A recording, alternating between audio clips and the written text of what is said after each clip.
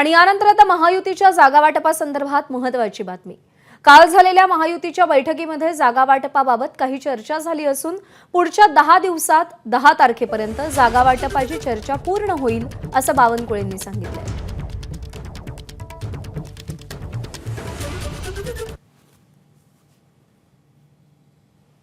सर्व 10 तारखेपर्यंत आज प्रायमरी होईल, इनमॅच्युअर्ड होईल, अनमॅच्युअर्ड होईल।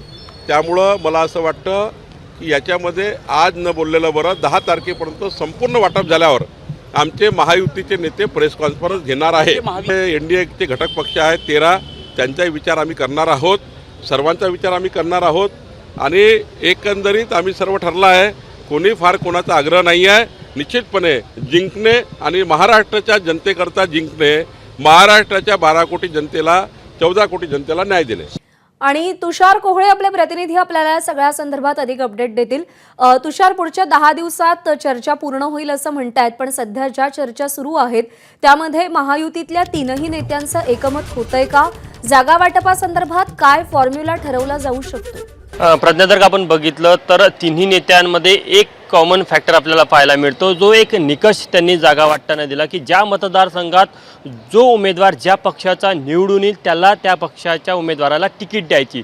त्यामध्ये मग या संपूर्ण फॉर्म्युला संपूर्ण राज्यातील 288 जागांचाही एक विधानसभा निहाय विचार केला जात आहे आणि एक जागांची शॉर्टिंग केली जात आहे। पहिला जो फॉर्म्युला आहे की सिटिंग गेटिंगच्या आधारावर ज्या मतदारसंघात ज्या पक्षाचे आमदार आहे त्या पक्षाला तिथे जागा द्यायची। मात्र त्या आमदारासंदर्भात जर काही नकारात्मक अहवाल आला असेल तर मग त्याच पक्षाच्या दुसऱ्या उमेदवारांना द्यायची का, याचा देखील विचार केला जात आहे। आता यामध्ये 2 गोष्टीचा अत्यंत महत्त्वाचा विषय आहे की 2019 मध्ये महायुतीमधले 2 मित्रपक्ष एकमेकांच्या विरोधात लढले। अशा मतदारसंघामध्ये कोणत्या पक्षाला जागा द्यायची? मात्र साधारण एक जो बेसिक फॉर्म्युला ठरला त्या आधारावर असं पाहायला मिळतं की भारतीय जनता पक्ष हा 150च्या वर जागा लढेल।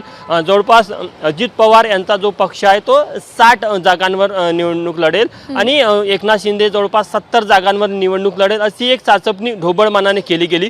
मात्र विधानसभा निहाय एक मतदारसंघाचा विचार करून निकषाच्या आधारावर विभागणी होणार आहे। आणि काल नागपूरच्या मुख्यमंत्र्यांच्या शासकीय निवासस्थान आहे रामगिरी इथे जी बैठक झाली त्या बैठकीमध्ये देखील विदर्भातल्या जवळपास 62 विधानसभा निहाय मतदारसंघाची विचारणा करण्यात आलेली आहे। तिथे प्राथमिक स्तरावरची चर्चा पूर्ण झालेली आहे। 10 ते 12 असे मतदारसंघ आहेत, तिथे अजूनही पेच सुटलेला नाही। मध्ये जर आपण नागपूर जिल्ह्याचा विचार करायचा झाला तर काटोल विधानसभा मतदारसंघ असेल किंवा हिंगणा विधानसभा मतदारसंघ असेल, असे मतदारसंघ आहे।